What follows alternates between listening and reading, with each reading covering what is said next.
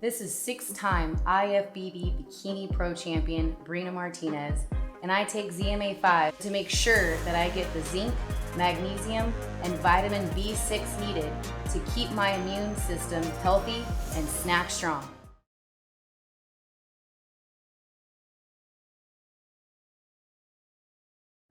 One of the main reasons was because of that, because I went with Josh instead of Virgil. But the dad also mentioned that there was a few times where we had problems finding sparring partners. It did not happen in the last fight, because in this last fight, Joel Diaz had two guys coming over to spar with him. Joel Diaz, a lot of people think that me and him don't even talk. Man, we talk all the time. If I need sparring partners, he sends them. If he needs them, then I send them to him. So we go back and forth when it comes to sparring.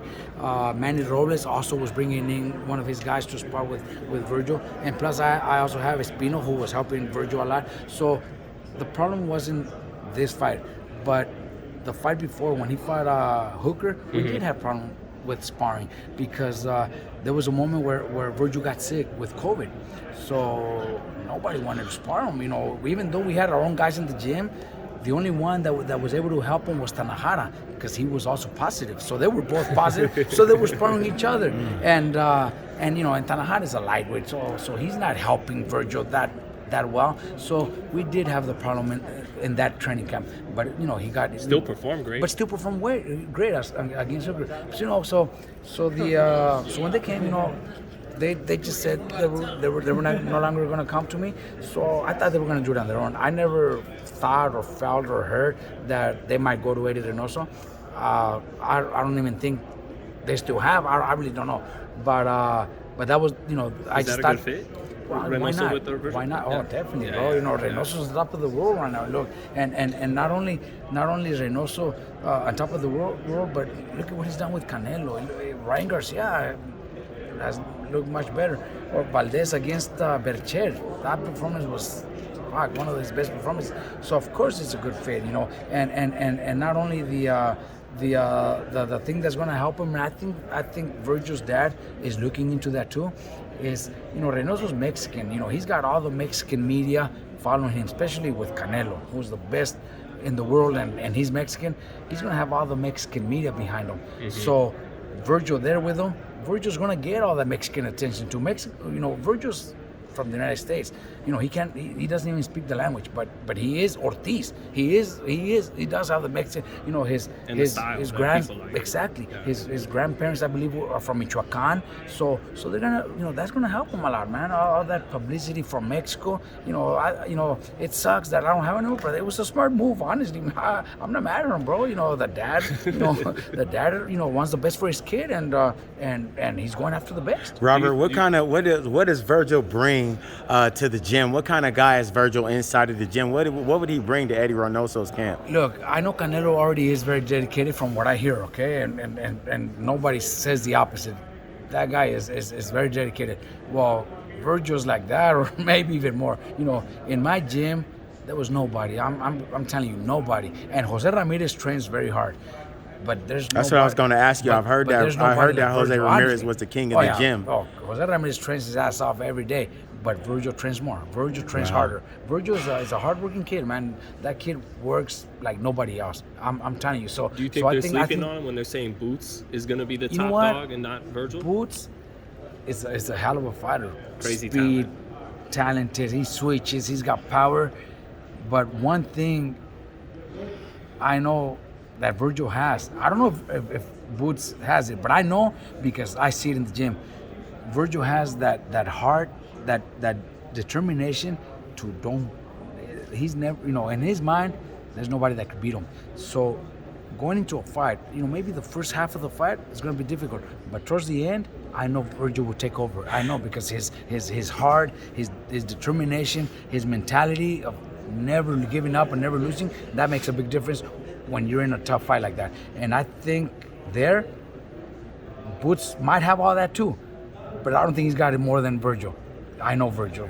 That kid is one of a kind. And just talking about Canelo for a second, man, I overheard you. It was a good interview you were having before we got to you, that one reason he can't connect like Chavez did is he hasn't had that Meldrick Taylor, behind on the cards, bleeding. Exactly. Yeah, could you That's expand exactly on that, what's man? going on. First of all, I think Travis Suarez said, if Canelo was going to bars and drinking and cheating on his wife and having babies here, then he'd be the fucking idol in Mexico, because that's what Mexicans want to see. We all want to see somebody with 3 different baby mamas and fucking, you know what I mean? That's just the way it is, bro. Machismo. Exactly. Right. Mexicans are fucking machistas. He's showing that's that though. He is macho. But that motherfucker could fight, man. He's fucking. And the main thing is he's so fucking dedicated. With all the money in the world, he already accomplished. He could retire and never, not one person in his family with grandkids, great grandkids, would ever work again in their life, and he still wants more.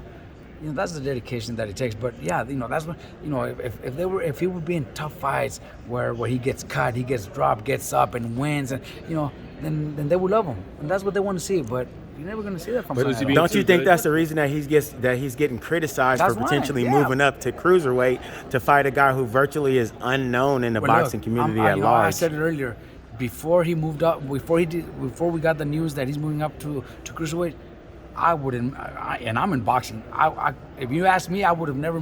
I could never mention one of the 4 cruiserweight champions. I wouldn't, because Usyk was there and he left. What about Lawrence Okolie? I have no idea who that is, bro. Honestly, I had no idea who anybody. He's a guy from the UK. Nobody. Honestly, I can't mention you one. Now this guy that he's fighting, well, all over the world now because of the news. So he's still challenging himself. If they fight at 200, that's 32 pounds. It's at 190. It's at 190. That's what I figured. The WBC's Yes, 190. Bridgerweight, so they It's dropped. still 22 pounds more than what Canelo's division is at. So it's still a big risk. Do I think Canelo wins easily? Yes, I think he's going to win easily, but he's going to make history. And then He'd be the first Mexican to ever become a 5 division. You know what? And there's even though maybe the fight's going to be easy, but he's still making history. He could still come back down to 168 and fight Benavidez 2 years from now. Benavidez is young too. Is that his toughest fight? I think that's probably the fight that gives Canelo those rounds, where the Mexican fans might be. Do you have a time frame for that fight? Do you see it coming up? I think it's probably not till 2023 maybe. Not So next year. is that his Meldrick Taylor? Is that Canelo's Meldrick Taylor? Is that not that Benavidez? Not that. You don't think so? No. How do you see that fight playing out? I think it'll be a very good fight for 5 or 6 rounds. I think after that Canelo starts breaking down Benavidez and stops him. But first 4 or 5 rounds, I think it'll be great, because Benavidez is fast, strong, and he's got heart. He's not afraid of him. So I think he'll give him really good rounds, and that's where the fans will be excited. The fans will see Canelo get hit, maybe get wobbled, maybe get cut.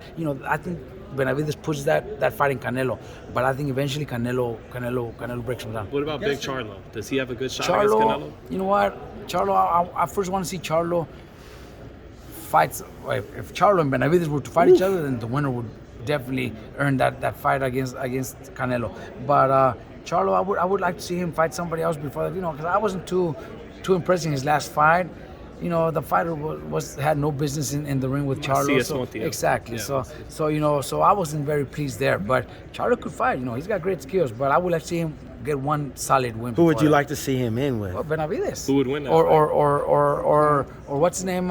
Even Plant. There you go. Or the guy fighting Friday. What's his name? Demetrius Andrade. Nobody mentions his name, but that guy could fight, man. Demetrius Andrade could fight, man. He's a great talented fighter, and that's probably why they don't want to fight him, because he's southpaw, he's awkward, he moves, and they don't want to fight him. But I think he's a very talented guy. Sordo Ramirez also. He's another one that's up there. Or just last week, Munguia.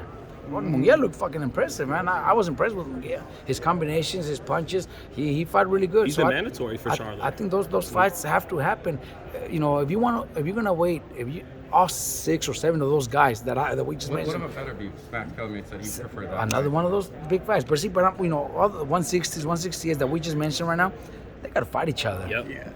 Do you think Canelo's kind of sending that message? I'm out, man. I'm going up. You guys give me a reason to come back. They got to fight each other. And maybe not all 6 or 8 are going to fucking fight, but at least 2 or 3 have to try it, and then you earn your spot. So you want like a little tournament or something? Think of the people that say that Canelo is ducking a Charlo, that he's not. ducking a Benavidez. He's not, but he calls the shots. And if you're gonna be fighting that kid from Mochis, you haven't earned. You're not gonna by beating that guy. You're not gonna earn. To fight me. So nobody knew he was gonna announce that fight against that cruiserweight. Nobody knew. Yeah. Everybody thought, oh, maybe he will fight Benavidez. He does whatever he wants. Do you think he's gonna have them wait? Do you think the weight cut, like Roy Jones went up and he went down, that would play a factor? Well, it's possible, man, because he's gonna, to gain 22 pounds muscle and look solid, and then having to cut him back down. It might be a problem. What if he doesn't, Robert? Like, what do you think? A lot of people are saying, I don't think he's gonna come in at 190. I think he'll probably come in like maybe 180. Yeah. And it's still a fight. Yeah, as long as. What do you think of that, though? As long as he's over 175. He could be 176. Yeah. That's already a cruiserweight. Yeah. So he might come in at 176. That's already a cruiserweight. Do you think that makes sense though, to come in at 180 to fight a guy that's about? Well, he'll be fat. He already is very strong. So I don't think he's gonna. I think it'll probably benefit him. He doesn't want to get too heavy either. I think it'll benefit him if he's that. That guy won't even touch him. And Robert, man, just got to get your prediction on Saturday night's main event, man. And I think it's one of the fights that the welterweight division needed. We've seen Pacquiao and Lugas, but it was, Pacquiao's 40-some-year-olds, so it wasn't the fight that we needed. I think these are the fights that we need, and Porter's showing he's coming to Top Rank. He's coming to Crawford's promoter to do that. That's what we need. We need more of that in the welterweight division, because we don't get to see those, man. And even most of the ones that are at with PBC, it's still, we would like to see more of that. You never saw Spence in third. Exactly. We would like to see more of that. And I'm happy that Porter was willing to do it. It's gonna be a great fight. I think Crawford is too talented, and at the end he'll pull it out. He'll win the fight by decision, but it's not gonna be easy. I think Porter's gonna give him